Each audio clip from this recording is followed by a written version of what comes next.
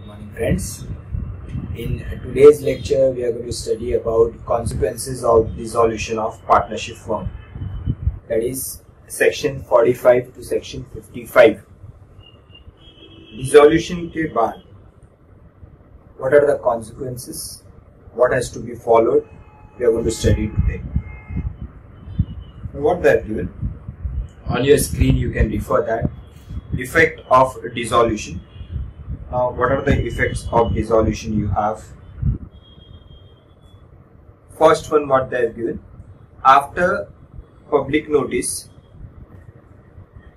partner are not liable for further liabilities. Dissolution के वक्त, you will have to give a public notice. Similar to, we have seen that कि अगर active partner partnership firm से retired होता है, so he is bound to give a public notice so that he should not be held liable for any further debt done by the partnership firm. In the similar manner, partnership firm जब dissolve होता है, in that case you will have to give a public notice. We'll see all that in today's lecture. Any private profit under firm name must be accounted for to the firm. Now I told you that के dissolution के बाद, dissolution is not event that will be done in a day or two. It takes time. जैसे कि आज अगर अपन ने dissolution का contract बना है, agreement बना है कि dissolution of X and company dated 16th September 2020. So it doesn't mean that within a day or two the entire transaction will be completed. Dissolution takes certain time. It will take a time of a month or two. पूरे transaction आपको जो pending है that you have to complete. You will have to sell off all the existing stock, all the assets. You have to realize the amount, and gradually you will have to give a payment to the creditors and the lenders. So it will take certain time. So during that particular period, जो dissolution का time लगाएगा, तो उस period के अंदर partner should not try to use the partnership property and make a personal profit. If they try to make a personal profit, they will have to account for it. Next is partner can sell off all the firm asset to pay firm liabilities and can share the surplus. Dissolution जैसे dissolution decide होगा, so they will have to carry out the activity for selling of the asset. Asset will not be sold within a day or two. Gradually it will be sold, and gradually you are going to make the payment to the outsider. Third one is section 47. Partners shall keep the authority for the decision for the dissolution of the firm. Partners will have a right to, every partner has a right to carry out this dissolution process. Similar to, जैसे every partner has a right to be consulted and take part in the management of the firm. In the similar manner, every partner will have a right to take part in the dissolution of the partnership firm. Losses on section 48. Losses on realization shall be adjusted first from the past profit, then from the capital, and if balance, then shared by the solvent partner. That is, if there is any deficiency, that has to be shared by the partners. Debt should be paid first from the existing profit, then from the capital, and lastly, if the amount is not sufficient, solvent partner will contribute from their own pocket. And payment shall be made as first you are going to make the payment to the outsiders. Then if any partner who has given any temporary loan to the partnership firm, it has to be paid. Then the capital has to be paid, whatever contributed by the partner. And lastly, if any surplus remains, it should be distributed among the partners. So that is what a procedure or consequences of dissolution you have. Now just see to this what they have given. Liability for act of the partner done after dissolution. Now what are the liabilities for act of partner done after dissolution? It has been rightly said that it is very important to give the public notice, so that dissolution जैसी होगा आपको एक public notice दे देना है कि this particular partnership firm has been dissolved, so that no partner should incur any liability in the name of the firm. अगर public notice नहीं देता है और कोई पार्टनरशिप फर्म के नाम पे कोई लाइबिलिटी इनकर्ड कर देता है तो उसकी लाइबिलिटी सभी पार्टनर्स पे आएंगी. इसीलिए it is necessary that a public notice has to be given. What it has been said,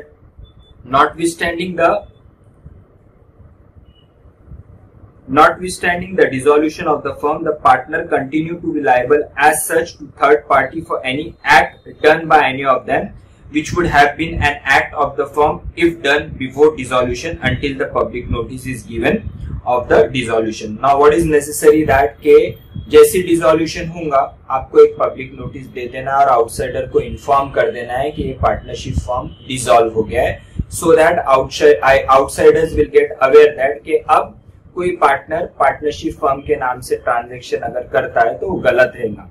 तो दैट्स द रीजन आपको इन्फॉर्म करना जरूरी है by way of public notice के partnership firm has been dissolve. Now what notice कहाँ देना है? Public notice आपको देना है पहले, अगर पार्टनरशिप फर्म रजिस्टर्ड है तो आरओएफ को देना है, रजिस्ट्रार ऑफ पार्टनरशिप फर्म को देना है. दूसरा आपको वर्नाकुलर न्यूज़पेपर में देना है, यानी local newspaper circulating in the area जो है तो उसमें देना है. और तीसरा official gazette. Official gazette is like one of the institution in every jurisdiction you have. Government के जुरिडिक्शन रहता है जहाँ पे एक गैजेट होता है, एक ऑफिस होता है जहाँ पे आपको जाके इन्फॉर्म करना है. तो वो ऑफिशियल गैजेट का हर एक ऑफिशियल गैजेट का एक पर्टिकुलर सर्कुलेशन निकलता है, जिस सर्कुलेशन के अंदर it will be inform that this partnership firm has been dissolve. Notice may be given by firm और एनी पार्टनर्स. तो नोटिस कोई भी दे सकता है कि जरूरी नहीं है कि फर्म को ही देना है. It may be given by any partner. It must be given to the registrar in the case of registered firm, in the official gazette, and in at least one vernacular newspaper circulating in the district where the firm principal place of business is situated. जहाँ पे भी business firm कर रहा है उस area का जो भी लोकल न्यूज़पेपर रहेगा तो उस लोकल न्यूज़पेपर पे आपको आपका नोटिस देना है. Now what they have given example. X and Y, who carries on the business in the partnership for several years, executed on 1st December a deed of dissolving the partnership from the date, but failed to give a public notice of dissolution.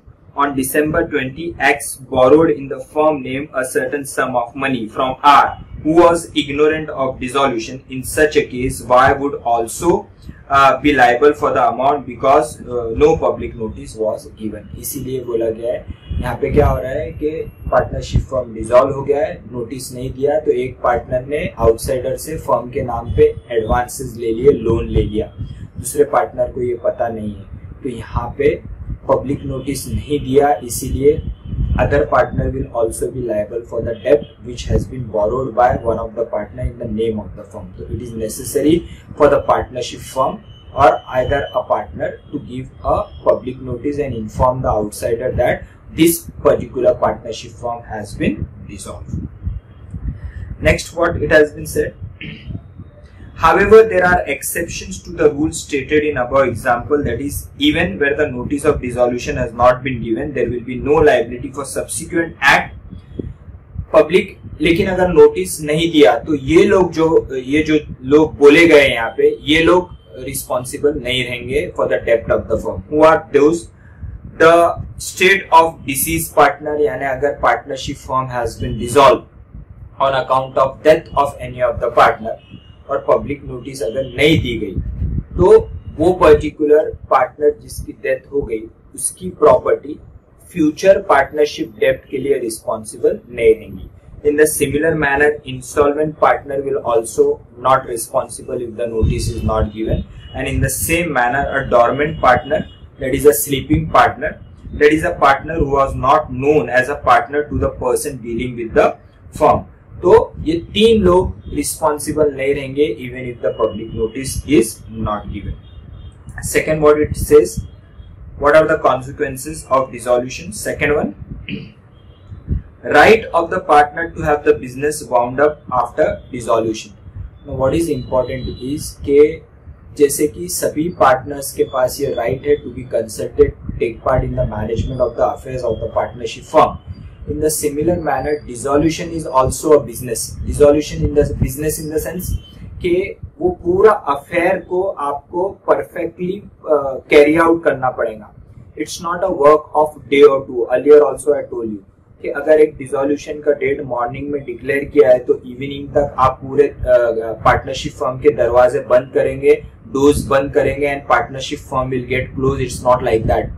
वो dissolution का एक particular date जो आपने declare किया है, वहां से आपको पूरे डिसोल्यूशन के अफेयर्स कैरी ऑन करना है. अफेयर्स इन द सेंस कि कुछ लेन देन बाकी रहेगा, कुछ स्टॉक इन हैंड रहेगा, कस्टमर्स से जो जिसको माल उधारी में बेचा है उनसे पैसा रिकवर करने का है.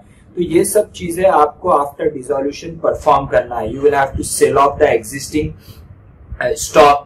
You will have to realize the amount from the customers to whom the goods have been sold on credit. You will have to pay off to the bankers. You will have to pay off to the creditors. You will be liable to pay off to the partners who have given a temporary loan to the partnership concern. So all this transaction has to be carried out after the declaration of date of dissolution. So all this activity will be carried out by the partners.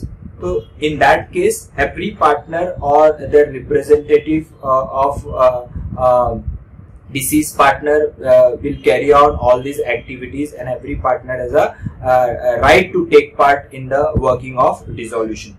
So what it has been said, on the dissolution of the firm, every partner or his representative is entitled, as against all other partner or the representative, to have the property of the firm applied in payment of debt and liabilities of the firm, to have the surplus distributed among the partner and the representative according to their rights. तो किस तरीके की activity करेंगे? सभी पैसा asset cell करके, stock cell करके realise करेंगे, आउटसाइडर्स को पे ऑफ करेंगे, और अगर सरप्लस रह जाता है तो it will be distributed among the partners. So to carry out all this activity, every partner has a right to participate in these transactions. Third one is continuing authority of partner for the purpose of winding up.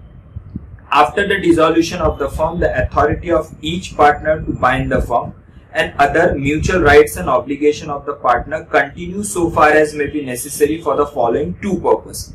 That means even after the date of declaration of dissolution, the rights and duties of the partner will remain same as before the dissolution. जो पहले rights and duties थे, वही rights and duties even after the date of declaration of dissolution भी रहेंगे, सो far as dissolution जब तक complete नहीं हो जाता है.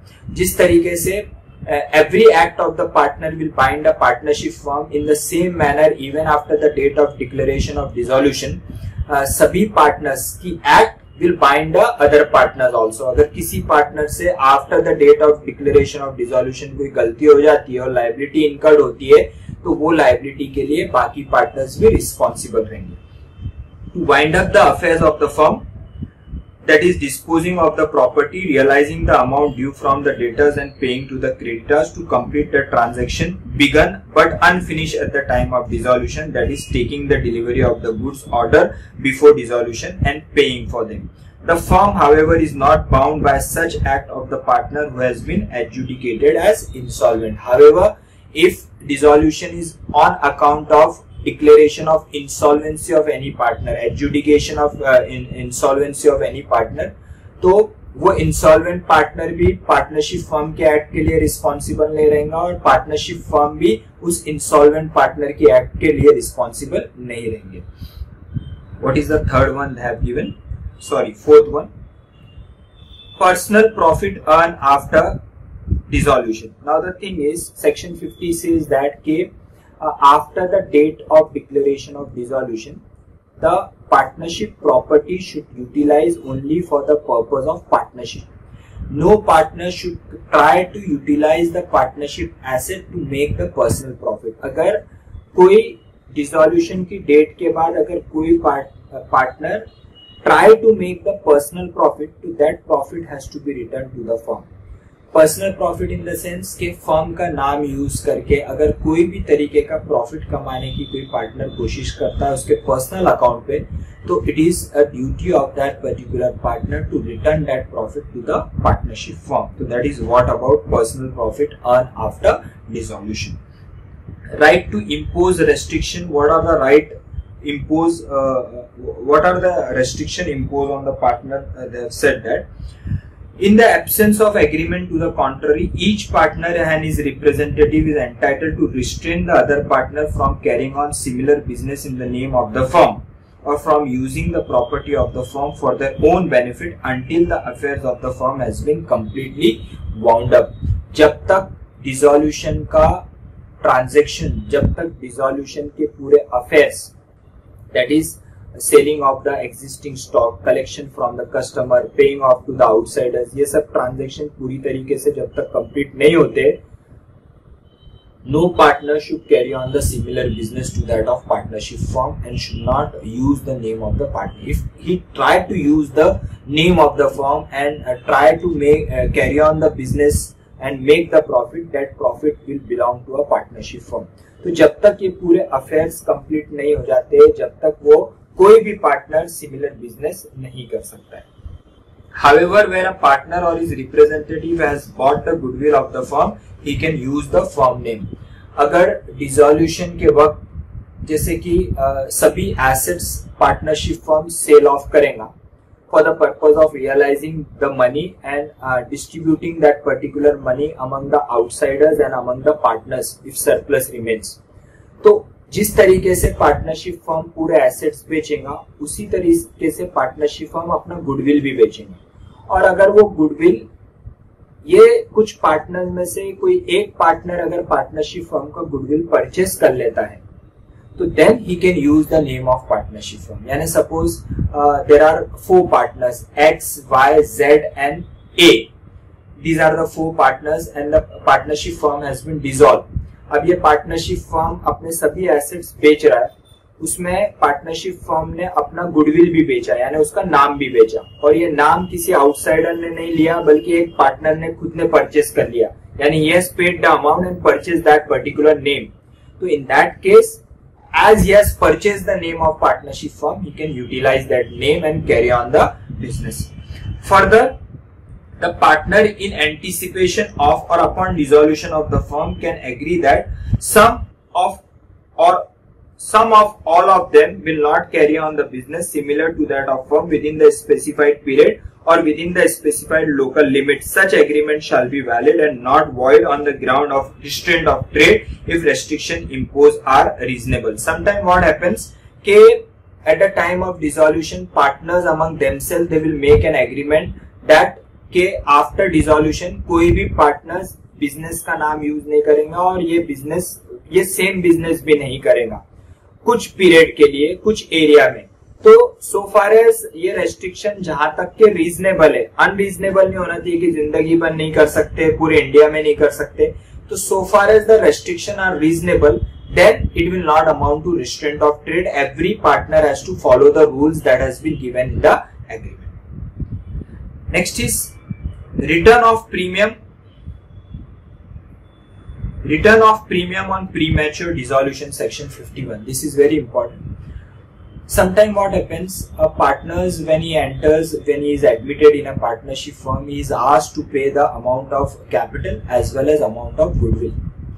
तो कभी कभी क्या होता है कि just imagine that कि XN company is one of the partnership firm and they have admitted me as a new partner in their partnership firm and I have been asked to contribute 50 lakh rupees as a capital and 20 lakh rupees as a goodwill. So I have paid total amount of 70 lakh to partnership firm.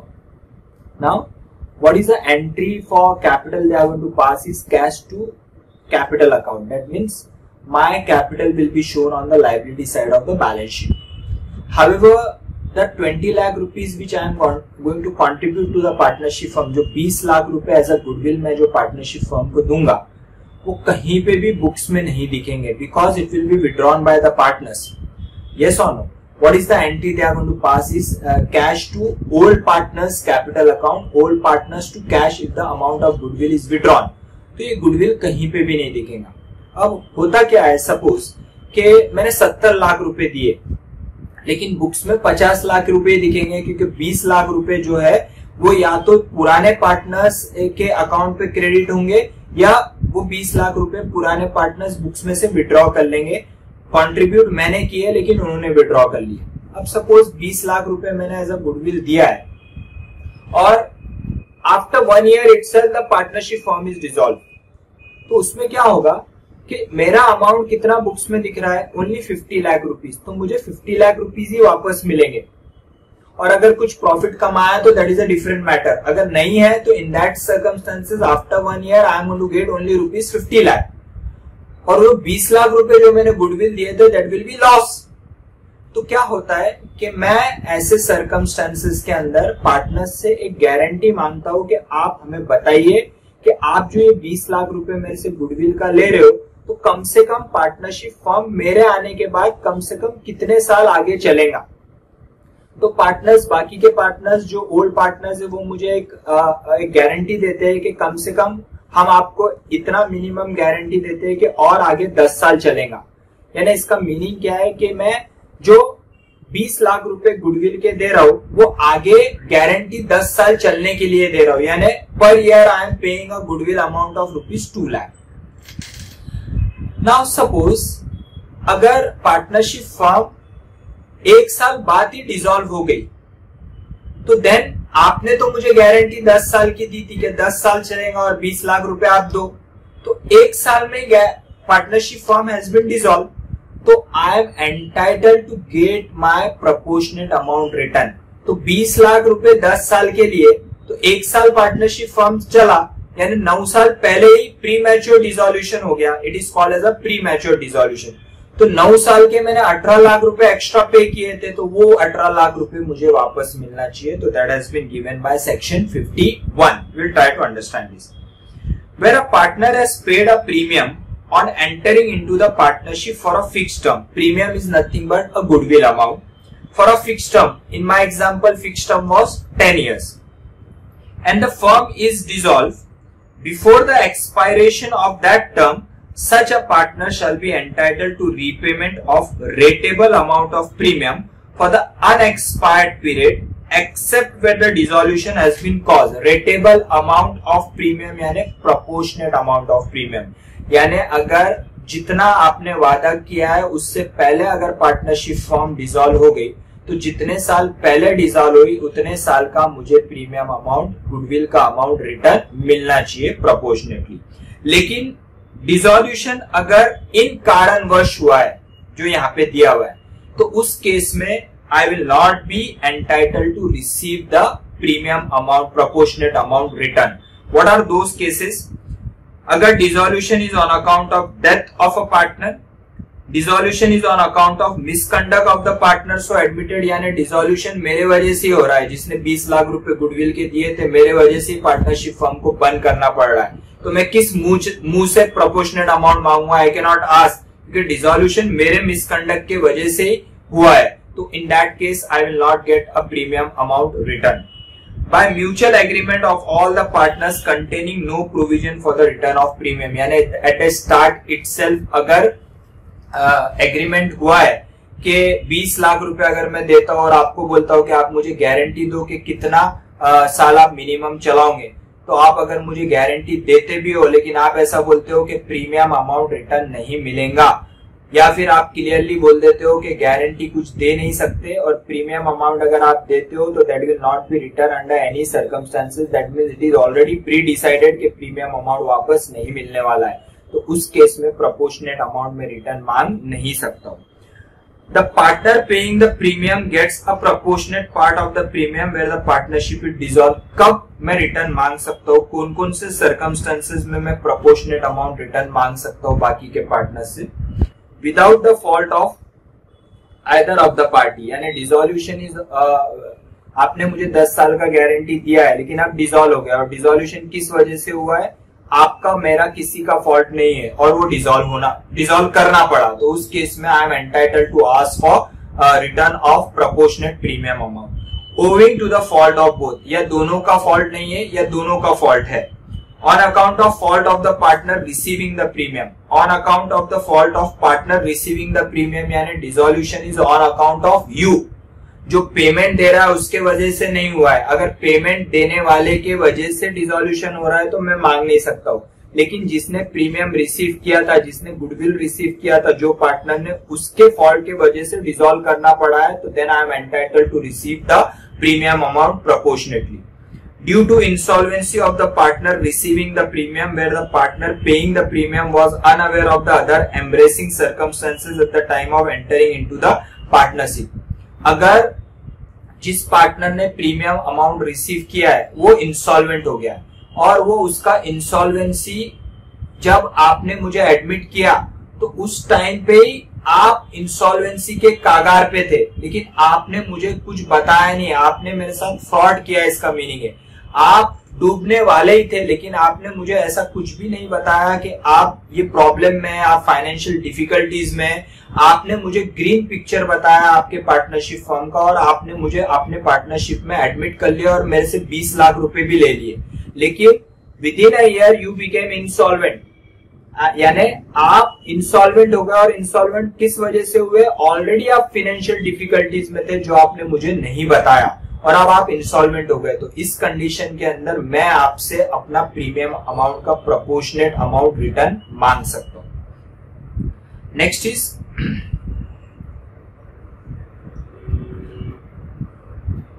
Right where partnership contract is rescinded by fraud. अगर किसी partner को आपने admit किया है और partnership firm बाकी के किसी पार्टनर के फ्रॉडुलेंट एक्टिविटी के वजह से डिसॉल्व करना पड़ रहा है, तो जो पार्टनर न्यूली एडमिट हुआ है तो ही will stand in the position of the creditors, यानी it is similar to fraudulent activity. As per Indian contract act क्या बोलता है कि if any contract is entered on account of a fraud it will be voidable at the option of the aggrieved party. तो in the same manner अगर कोई partner यहाँ पे admit हुआ और बाकी के पार्टनर के फ्रॉडुलेंट एक्टिविटी के वजह से अगर ये पार्टनरशिप फर्म बंद हो रहा है, तो मैंने जितना भी पैसा पार्टनरशिप फर्म को बचाने के लिए लगाया है, तो it is a duty of other partner to indemnify me. Partnership firm से मैं अपना पैसा पहले लूंगा and it will not amount to capital contribution but it will amount to, जो भी मैंने पैसा दिया it will amount to as if I am a lender. मैंने क्रेडिटर के तौर पे पे किया है, तो मेरी position will be similar to that of outsiders creditors, यानी मुझे एसेट्स बेच के जो भी पैसा रियलाइज होगा, जिस तरीके से वो आउटसाइडर्स को दिया जा रहा है उसी तरीके से मुझे भी पैसा मिलना चाहिए, क्योंकि मेरे साथ फ्रॉड हुआ है, जो पार्टनर एडमिट हुआ है उसके साथ फ्रॉड हुआ है। What it has been said, a contract of partnership is like any other contract, may be rescinded on the ground of fraud or misrepresentation. Fraud और misrepresentation का मीनिंग क्या है कि बाकी के पार्टनर्स ने मेरे साथ फ्रॉड किया है या बाकी के पार्टनर ने मिसरिप्रेजेंटेशन किया है। They have given me a wrong picture about that partnership and they have admitted me, and on their belief I got admitted in the partnership firm and I have incurred a loss. So that will be called as a fraud or it will be called as a misrepresentation. The partner misled as a right to claim a damages for fraud. This section grants the following further rights to the partner thus residing the contract. यानी अगर आपने मुझे fraud करके या misrepresentation करके मुझे admit कर लिया और मेरे से पैसा ले लिया, तो then I will have the following rights. What are the right? He has a right of lien on the surplus of the asset of the firm remaining after the डेब्ट of the firm have been paid for any sum paid by him for the purchase of share in the firm और for any capital contributed by him.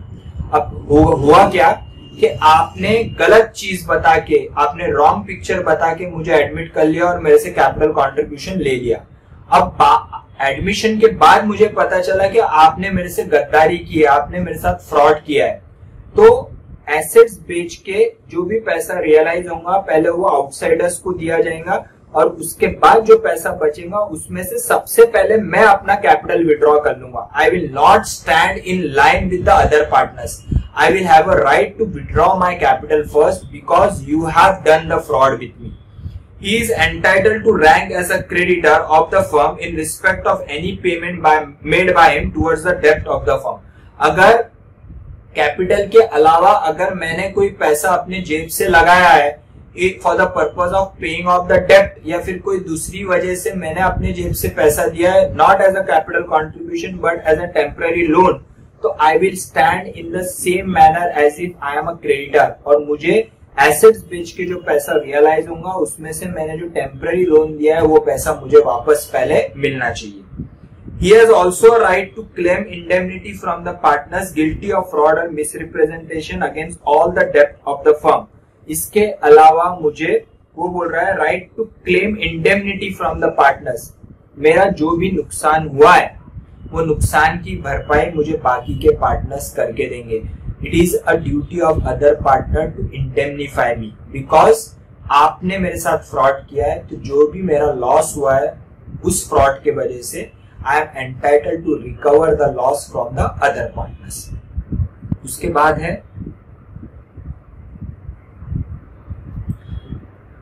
settlement of partnership account.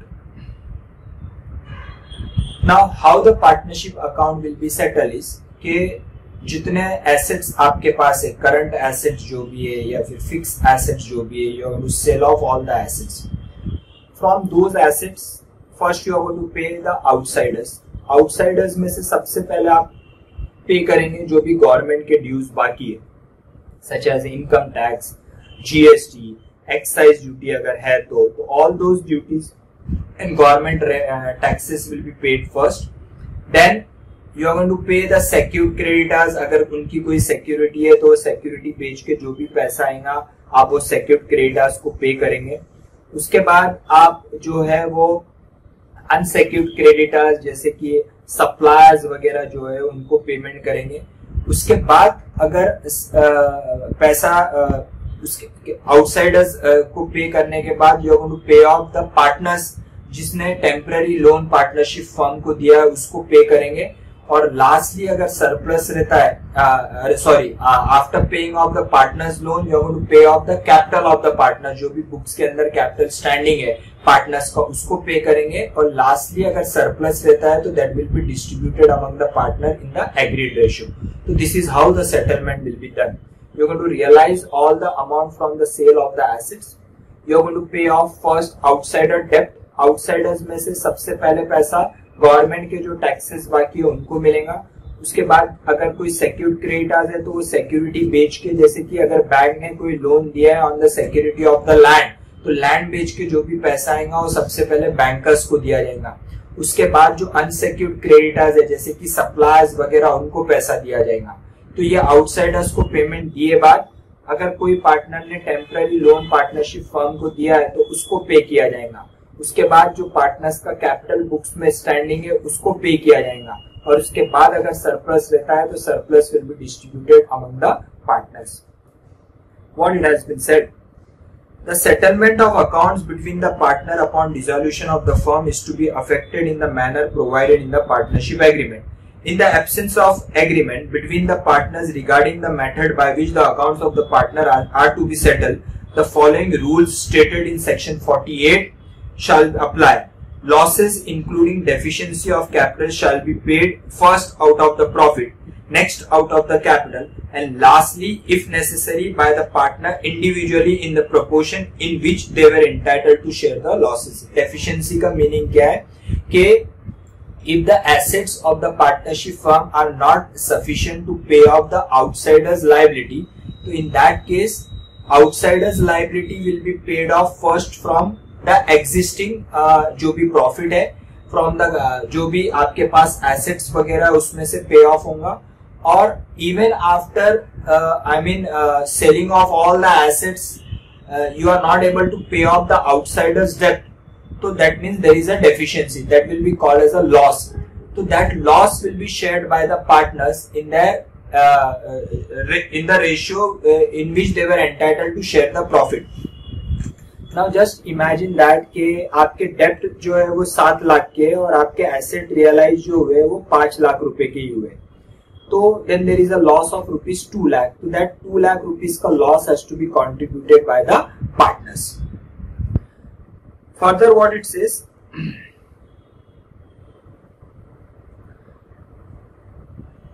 the assets of the firm including any sum contributed by the partner to make up the deficiency of capital shall be applied in the following order. किस तरीके से assets जब आप cell of करेंगे और पैसा realise होगा तो सबसे पहले किसको पे करेंगे, तो वो बोल रहा है in paying the debts of the firm to the third parties, जो आउटसाइडर्स के डेब्ट है. लेकिन आउटसाइडर्स के डेब्ट में भी there will be a priority. First you are going to pay off to the government dues, then to the secured creditors and then to the unsecured creditors. In paying to each partner proportionately, that is ratably, what is due to him from the firm for advances as distinguished from capital. इन सबको outsiders को पे off करने के बाद अगर किसी partner ने temporary loan दिया है, अगर एक पार्टनर ने दिया है तो उस पार्टनर को पहले दिया जाएगा. अगर दो पार्टनर ने टेम्पररी लोन दिया है तो उनके जो भी रेशियो में उन्होंने पे किया है, जैसे कि एक पार्टनर ने 1 लाख रुपए दिया और दूसरे पार्टनर ने 2 लाख रुपए दिया, तो जो भी एसेट रियलाइज होगा अगर वो 3 लाख से कम है तो that amount will be distributed among this two partners who have given a temporary loan in the ratio of 1:2. उसके बाद in paying to each partner rateably what is due to him on account of capital. अगर 3 लाख से ज्यादा आया पैसा तो जो partners ने टेम्पररी लोन दिया उनको पूरा पैसा दे दिया जाएगा और उसके बाद जो पैसा बचेगा it will B use for the purpose of paying the capital of the partners. The residue, और पूरा कैपिटल अगर दिया गया और उसके बाद भी अगर पैसा बचता है तो residue if any shall be divided among the partner in the proportion in which they were entitled to share the profit. तो this is what how the distribution will be done. Now this is an example they have given. X and Y were partners sharing profit and losses equally, and X died. On taking partnership account, it transpired that he contributed 6,60,000 to the capital of the firm, and Y only rupees 40,000. The assets amounted to rupees 2 lakh. The deficiency, that is 6,60,000 X का capital और 40,000 Y का कैपिटल, total capital 7 lakh minus assets available 2 lakh, तो there is a loss of 5 lakh would have to be shared equally by Y and X state. अब देखिए हुआ क्या है कि X एंड Y दो पार्टनर्स थे. X ने 6,60,000 रुपए एज अ कैपिटल कॉन्ट्रीब्यूशन किया है और Y ने 40,000 रुपए एज अ कैपिटल कॉन्ट्रीब्यूशन किया है, टोटल हो गए 7 लाख. अब हुआ क्या कि X की हो गई डेथ, तो अब देयर वर ओनली 2 पार्टनर्स, तो एक पार्टनर की हो गई डेथ, तो one partner can not carry on, तो they will have to make a mandatory dissolution. They have to dissolve. अब डिसॉल्यूशन के वक्त क्या होगा कि सभी एसेट को आप बेचेंगे, पैसा रियलाइज करेंगे, आउटसाइडर्स को पे ऑफ करेंगे और कुछ पैसा रह जाता है तो फिर पार्टनर्स को देंगे. अब यहाँ पे भी सेम थिंग हुआ, आपने सभी एसेट्स को सेल ऑफ किया, आपने पैसा रियलाइज किया, आउटसाइडर्स को पे किया और आउटसाइडर्स को पे ऑफ करने के बाद आपके पास रह गए 2 लाख रुपए. अब कैपिटल पार्टनर्स को देने हैं 7 लाख और आपके पास अब पैसा अवेलेबल है सिर्फ 2 लाख रुपए, लेकिन देना कितना है पार्टनर्स को 7 लाख, लेकिन अमाउंट कितना अवेलेबल है ओनली 2 लाख, तो then there is a loss of rupees 5 lakh. 5 lakh का देयर इज अ लॉस. अब ये 5 लाख रुपए का जो नुकसान है वो दोनों पार्टनर अपने प्रॉफिट शेयरिंग रेशियो में शेयर करेंगे. What is a profit sharing ratio? Equal. तो 2.5 लाख रुपए का loss both of them are going to share. तो अब जस्ट इमेजिन कि Y का कैपिटल कंट्रीब्यूशन था 40,000 और उसको लॉस कितना शेयर करना है 2,50,000, तो उसको उस पार्टनर को देने हैं 40,000 Y को और उससे लेने कितने लॉस के 2.5 लाख. तो देने हैं 40 और लेने हैं 2.5 लाख, तो उस Y से आप नेट अमाउंट 2,10,000 रुपीज रिसीव कर लेंगे. एग्जिस्टिंग आपके पास एसेट्स कितने थे 2 लाख के, Y से आपने 2,10,000 रुपए रिसीव किया तो टोटल हो गए आपके 4,10,000. तो that 4,10,000 rupees will be given to X. X को आपको देने कितने थे 6,60,000, X को आप दे कितने रहे हो 4,10,000, तो उसका लॉस कितना हुआ X का 2,50,000. यानी इसका मीनिंग क्या हुआ कि X एंड Y दोनों ने 2.5 लाख रुपए का लॉस बेयर किया. तो this is possible when the losses that is a deficiency has to be shared in profit sharing ratio. लेकिन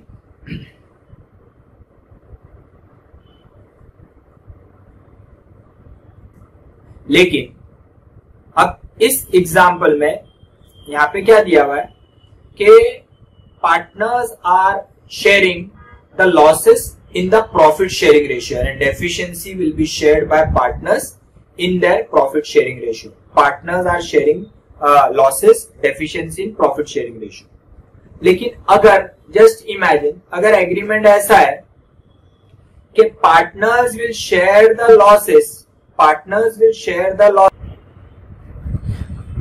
अगर एग्जाम्पल में या फिर एग्रीमेंट इस तरीके से बनाया गया है कि अगर कोई डेफिशिएंसी होती है तो that deficiency has to be shared by the partners in their capital sharing ratio. अब यहां पे again we will take the same example. X ने 6,60,000 रुपए लगाए, वाई ने 40,000 रुपए लगाए, टोटल एक्स और वाई को देने हैं 7 लाख, लेकिन बैलेंस अमाउंट अवेलेबल है सिर्फ 2 लाख। तो वो 2 लाख रुपए अवेलेबल है, देना 7 लाख है, तो लॉस इज ऑफ 5 लाख। तो 5 लाख का नुकसान एक्स और वाई अगर कैपिटल शेयरिंग रेशियो में डिस्ट्रीब्यूट करते हैं तो उस केस में एक्स का ज्यादा नुकसान होगा क्योंकि उसने कैपिटल ज्यादा लाया है, और वाई का नुकसान कम होगा क्योंकि वाई ने कैपिटल कम लाया। तो it is always advisable that the deficiency has to be shared by the partners in their profit sharing ratio. What it has been given, if in the above example the agreement provided that on dissolution the surplus asset would be divided between the partner according to the respective interest in the capital, and on the dissolution of the firm a deficiency of capital was found, then the asset would be divided between the partner in proportion to their capital with the result that X state would be the main loser. अगर deficiency होती है तो जिसका capital ज्यादा है that particular partner will share higher losses. तो यहाँ पे डेफिशिएंसी कितनी है, 5 लाख की, तो 5 लाख का loss X and Y is going to share in the ratio of 66:4 because X का कैपिटल है 6,60,000 और वाई का कैपिटल है सिर्फ 40,000। तो this 5 lakh rupees loss will be shared by X and Y in the ratio of 66:4 और 33:2. तो X will be a main loser. So it is advisable that the deficiency has to be shared by the partner in the profit sharing ratio. तो जो भी profit sharing ratio रहेगा वो ratio में losses has to be shared. So this is how the adjustment of accounts will be done at the time of dissolution.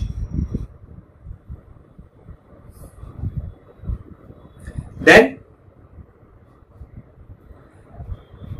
Payment of firm डेप्ट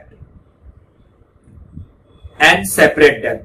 अब अगर partnership firm का भी पैसा देना बाकी है आउटसाइडर को और किसी पार्टनर के उसके पर्सनल लायबिलिटीज भी कुछ है, तो किस तरीके से डिस्ट्रीब्यूशन होगा। तो वो बोल रहा है कि पार्टनरशिप के एसेट जो है वो पहले पार्टनरशिप के लायबिलिटीज पे ऑफ करने के लिए यूज होंगे, और अगर कुछ एसेट्स बैलेंस बचते तो then it will be utilise for the purpose of paying off the partners liability. तो पार्टनर्स के एसेट पहले पार्टनर्स की लायबिलिटी पे ऑफ करने के लिए यूज होगा और उसके बाद किसी पार्टनर्स की personal liability. In the same manner किसी पार्टनर की जो पर्सनल एसेट है वो उसके पर्सनल एसेट उसके पर्सनल लायबिलिटी पे ऑफ करने के लिए यूज होगा, और फिर अगर कोई सरप्लस रह जाता है तो that particular asset will be utilise for the purpose of paying off the partnership liability.